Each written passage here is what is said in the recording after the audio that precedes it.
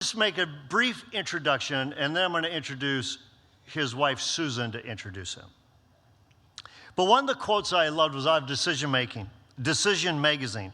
It said, in Mike Pompeo, Americans have a Secretary of State with the foreign policy expertise and the strategic mind to play diplomatic chess with anyone. They also have someone who, though not preachy, has never tried to hide his Christianity under a bushel basket. Pompeo's theological beliefs, including that God has made every person in his own image, should be considered an asset for a chief diplomat, not a liability, says Representative James Lankford. Behind every strong and successful man, there is a very special woman. When it comes to Darla and I, usually it's a very surprised woman, but for others, Susan Pompeo was born in Iowa City. And if you want to know the strength of her character and the strength of her convictions, she's emerged a conservative after being born in Iowa City.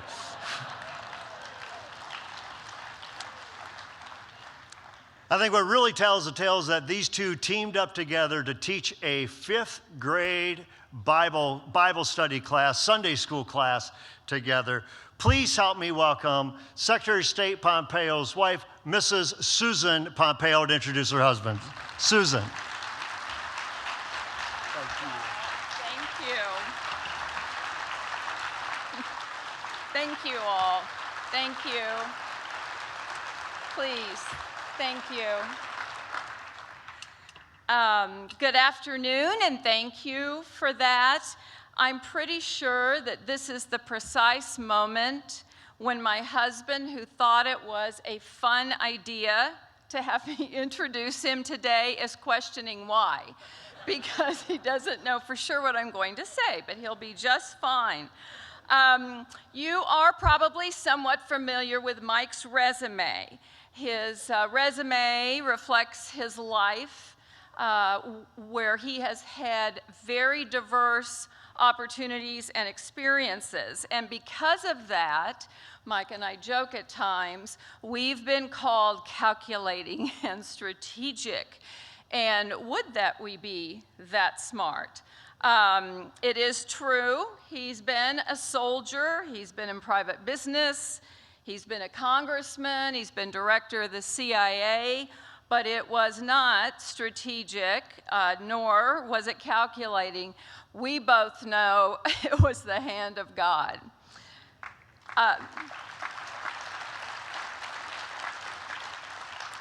He may feel compelled to defend himself, but it was really soft chocolate chip cookies that initially led Mike to a Bible study with other cadets at West Point. You can ask him more about that, but he hung in there, as did the cookies. It was business that saw him moving from the East Coast back to his mother's home state of Kansas to launch a business there. And it was really encouragement from others that compelled both of us to launch a campaign for Mike to run for Congress from the 4th District of Kansas when his name recognition was a whopping 1% at the time. I think it was probably his willingness and interest, particularly from his days as a soldier, to learn and think and want to know more about the national security arena that initially landed him in President Trump's cabinet.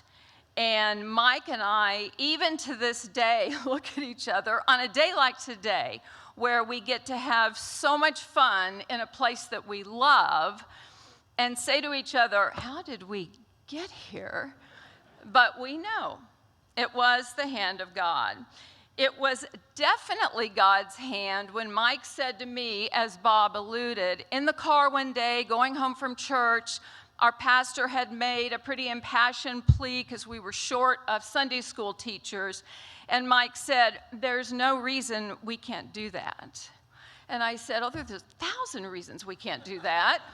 I'm teaching a women's study, I'm busy, you never have time to even read, let alone. Well, as you heard, We taught fifth grade Sunday school until Mike was in Congress. And finally, only finally recently did he admit, I took the girls and he took the boys, and then we were in the same big room. But my girls were perfect and memorized their scripture and their lessons. They were precious. And Mike finally now admits that he felt good about himself if the boys stayed in their chairs and didn't break out into a fight. So at least I feel good about that. Our church also had a fantastic youth program. Our son Nick, who's here today somewhere, there he is, never, ever, ever missed Monday Night Boys discipleship. And Mike and I have also joked with each other that we think the youth pastor knows a lot more about Nick's teenage years than we do, but we are A-okay with that.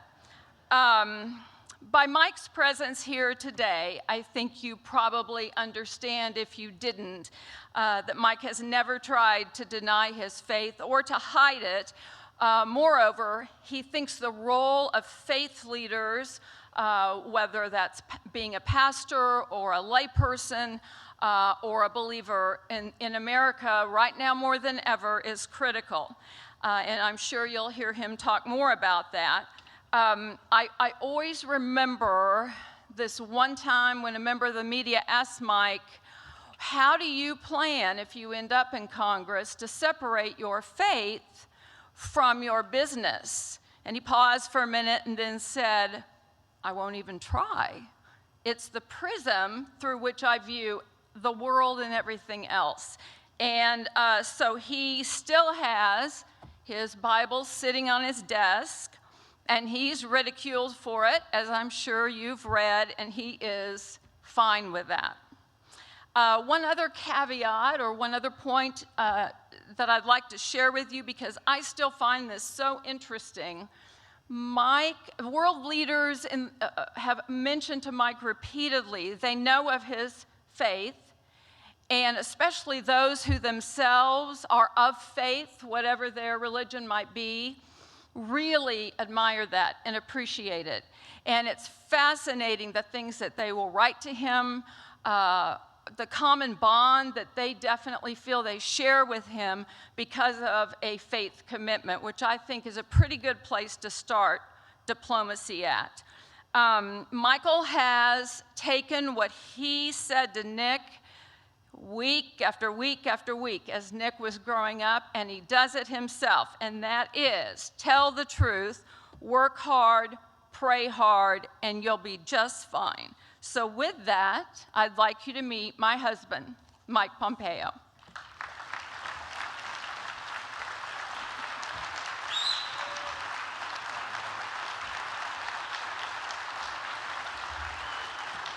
Thank you all. Thank you. Thank you, everyone. Thank you. Thank you all. Thank you.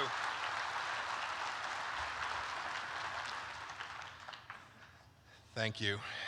Good afternoon. It is wonderful to be here among so many friends. I want to thank you, Bob, for your introduction and all the amazing, good, patriotic work that you and your team do. And Susan, that was pretty nice of you too. Kept it straight. I like that. Look, you all know this. The family leaders are making a real difference all across the country. Bob, I've noticed that you snagged a unique honor. Your book, Light from Lucas, received the Chuck Norris seal of approval. Whatever you can do to get on that guy's good side, I think that's smart. I really do. It took a while for us to get together, but I'm glad that I was able to make it out here and that Bob invited me to be here. Last year I was in Iowa. I spoke at the World Food Prize headquarters about President Trump's critical mission to bring fairness and reciprocity into our relationship with China to the benefit of American farmers and indeed all Americans. And speaking of critical missions, I couldn't leave Des Moines last time without picking up a box full of Jethro's Barbecue over on Forest Avenue. Deep connection to Kansas. Of course, I've been here to Iowa several times. When I ran a company called Thayer Aerospace, we did business with a company called Collins Aerospace. I came here when Wichita State was in the Missouri Valley. They played in Northern Iowa. We won more than we lost. The University of Iowa is, of course, my mother-in-law's alma mater. No offense to the Cyclones in the room today. And as you've heard, Susan is an Iowa girl herself. She grew up in Kansas, but spent every summer there in Coralville. So I'd like to think you all had a part in making the woman that she is such a special lady. Susan, thanks again for your blessed introduction. And speaking of cyclones, the last few years have been quite a whirlwind. Going from Congress to be the director of America's Central Intelligence Agency to now being America's most senior diplomat as the 70th Secretary of State of the United States. And if you believe the media, I'm supposed to be running for the Senate down in Kansas right now. But I love what I'm doing, working for President Trump to deliver American foreign policy all around the world.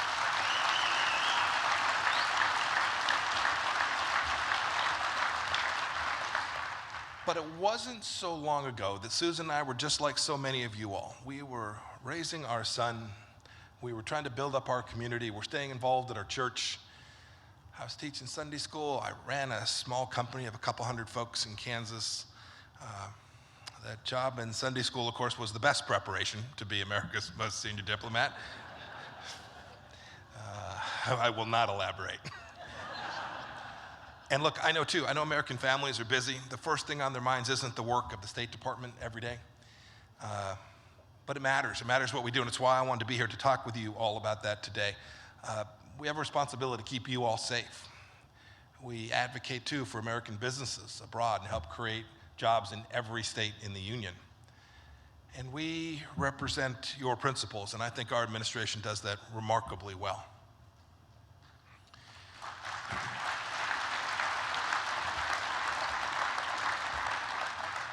And because people don't always know what we do, I've made it one of my missions to travel all over America to highlight the great work that we're doing. And I couldn't be prouder of that work. We've executed a foreign policy that American families in Des Moines and Dubuque and in Davenport can believe in. It's a pro-national security foreign policy focused on America. It's a pro-religious freedom foreign policy. And it's a 100% pro-life foreign policy.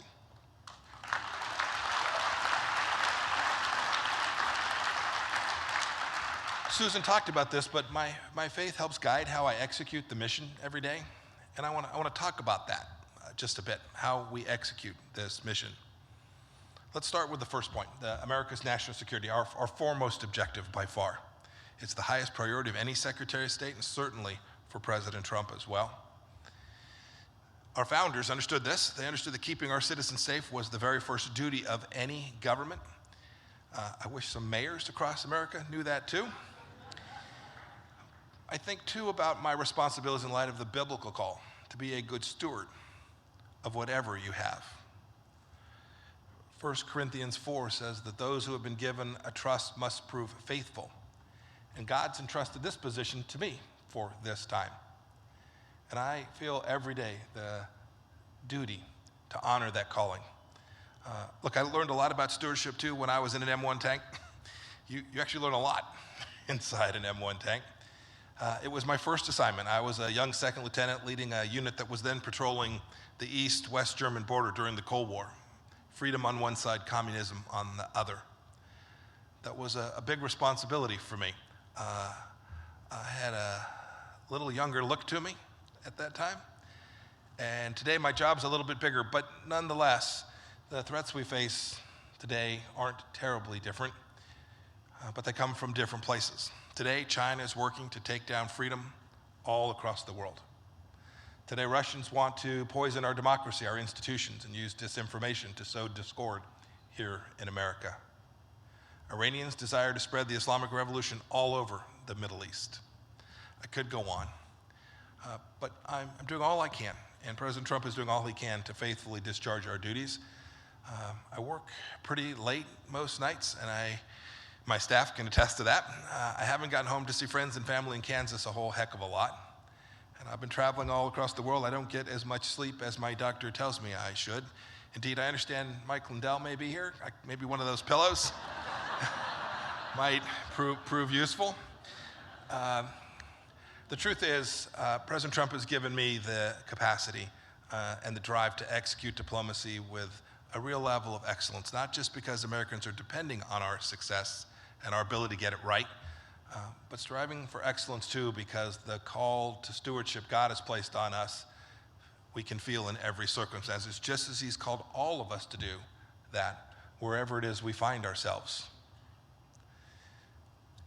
Stewarding my position well also means making decisions based on the truth. Our God is indeed a God of truth, and we should every day seek to reflect his character in that regard. Our administration has told some very plain truths that weren't recognized, or worse, had been conveniently ignored for too long. And that perhaps starts with the Chinese Communist Party. No administration has broken glass on the threat of our times like we have. For a long time, foreign policy thinkers, truly the elites on the East Coast, for a long time, foreign policy thinkers thought that the more we traded with China, the more free that nation would become and the less risk there would be to the American people. But that's not what's happening today. Today, the Chinese Communist Party is crushing freedom in Hong Kong. It's threatening a free Taiwan. It's trying to dominate world communications networks, including those right here in places like Iowa. And inside China, just to give a single example, a few weeks back, I read a report about the Chinese Communist Party forcing mass abortions and sterilization on Chinese Muslims in Western China. These are some of the most gross human rights violations we have seen, and I've referred to it as the stain of the century. But we've used the truth of calling that out in a way to put it into action. We know these things are deeply wrong, and we know it puts risk on people all across America. So we won't stay still while Communist China tries to crush the world's freedoms. We've slapped sanctions and travel restrictions on CCP officials. We're telling the truth every day of where the coronavirus came from and the communist cover-up of that virus. We're revising Hong Kong's agreements with Hong Kong as the Communist Party erodes the freedom for people in that place. We're fighting, too, to stop China from stealing our intellectual property. You all work hard. You create value. We want to bring fairness, too, to our trade policies, as we've done in the Phase 1 trade deal. You should note the Chinese Communist Party isn't too happy about it. A few weeks ago, the Chinese state TV called me, quote, the common enemy of mankind, end of quote. I had some people I knew pretty well back in Kansas say, well, you know, look, it's I'm guessing that because President Trump and I are serious about this, that we'll face more of that from them, but we'll do the right thing for the American people.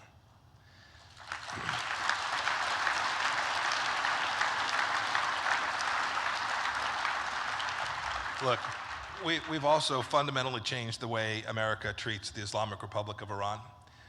We know the facts. The nuclear deal gave the regime more money to carry out terrorism, presenting risk to the United States and others in the Middle East. Outlaw regimes like the one that was led by the Ayatollah only respond to strength, not to appeasement. So we flipped what the previous administration was doing. We ditched the deal and implemented a brand new Iran policy. This policy deprives the regime of blood money. It denies the regime diplomatic sanctuary, and it deters the regime from aggression. And they've felt it. The regime has felt the effects of the first two steps, and the terrorist Qasem Soleimani has come to understand, too, that our commitment to deterrence when we wiped him off the face of the earth is real.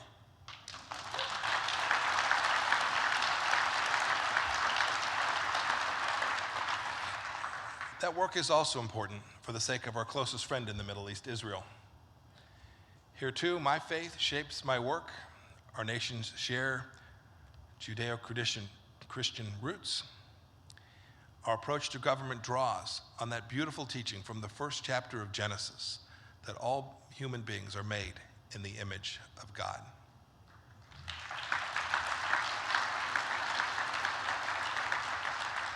It's a major reason why both countries have a high respect for human dignity and personal liberty. Each of our two nations respects human rights, and it only makes sense for the two countries to be so close as we possibly can be. And from a pure foreign policy standpoint, Israel is an essential security partner. It's a model in the Middle East of how to create a thriving economy. And Israel, too, is a bastion of freedom in the region. I'm proud that there's not been any administration that has supported Israel in the way that President Trump and our administration has done.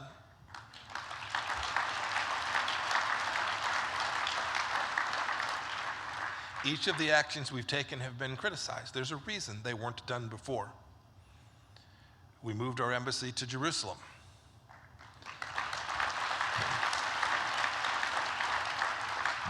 We said that the Golan Heights is a part of Israel. We've now unveiled a vision for peace that recognizes reality on the ground, the biblical truths in that special place. And we've said that anti-Zionism is indeed anti-Semitism, period.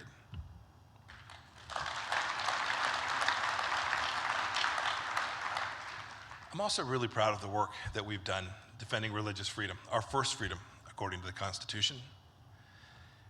Thomas Jefferson was our first Secretary of State. He's got a nice statue in Washington that I pray never comes down.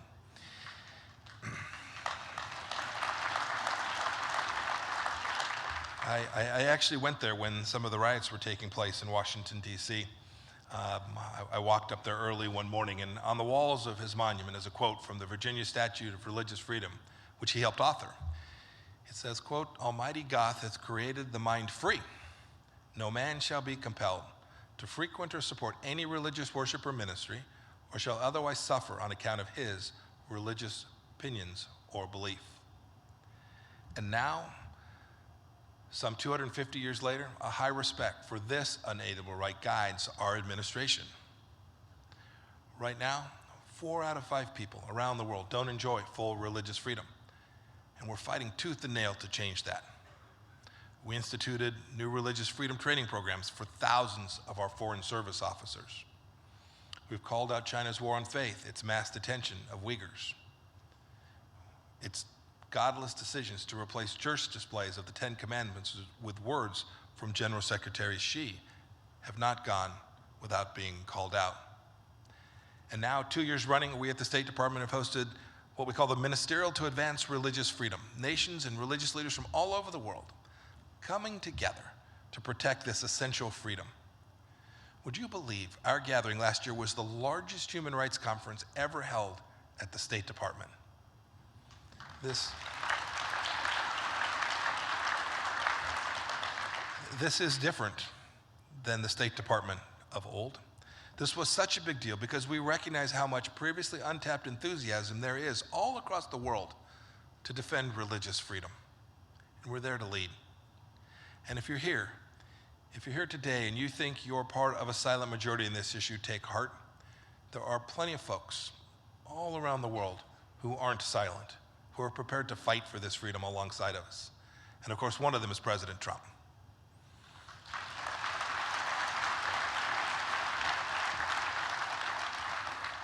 Last year, my friend and yours, Sam Brownback, who heads up these issues at the State Department, brought persecuted religious minorities into the Oval Office. They met with the president.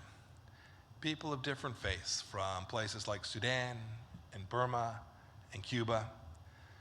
The event was scheduled for just a few minutes, and there was a program in place. But I think we all know by now President Trump does things his own way. He spent almost half an hour asking them very personal questions, hearing stories of burned homes and of imprisoned family members, and reaffirming the American commitment to religious freedom. This administration appreciates and knows that our rights come from God, not government. Can I get an amen to that?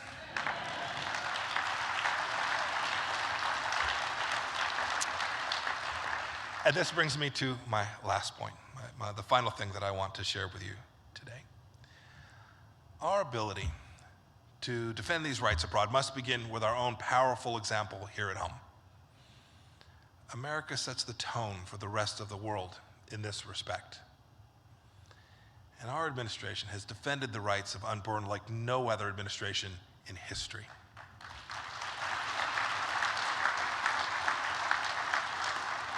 Abortion, quite simply, isn't a human right. It takes a human life. You all know this. The psalmist says in Psalm 139, "You knit me together in my mother's womb." This is when life begins. Full stop. So, we've reinstated the Mexico City policy, so not a single dime of American taxpayer money will ever go to a foreign NGO that performs active abortions anywhere in the world. In the fall of last year, Secretary Azar at Health and Human Services and we mobilized 20 countries to deliver a joint statement at the UN criticizing pro-abortion language in UN documents. This has not happened before. We said clearly, quote, that there is no international right to an abortion. It may seem simple to you, but in many parts of the world, this kind of language is verboten. And President Trump and our team made a consistent effort and a push to have this be recognized all across the world.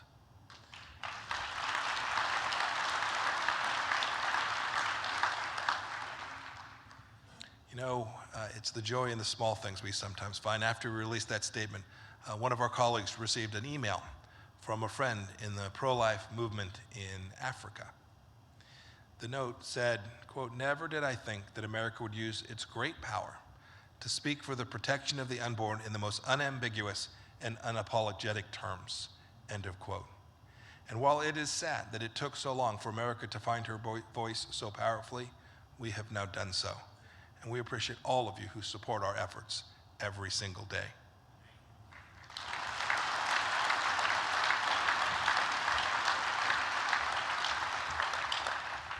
I'll close with this thought-provoking question. Why is it that America is unrivaled in our commitment to freedom? I think I know an answer.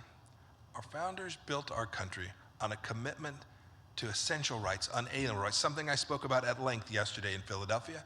They come from these amazing documents, our Declaration of Independence and our Constitution.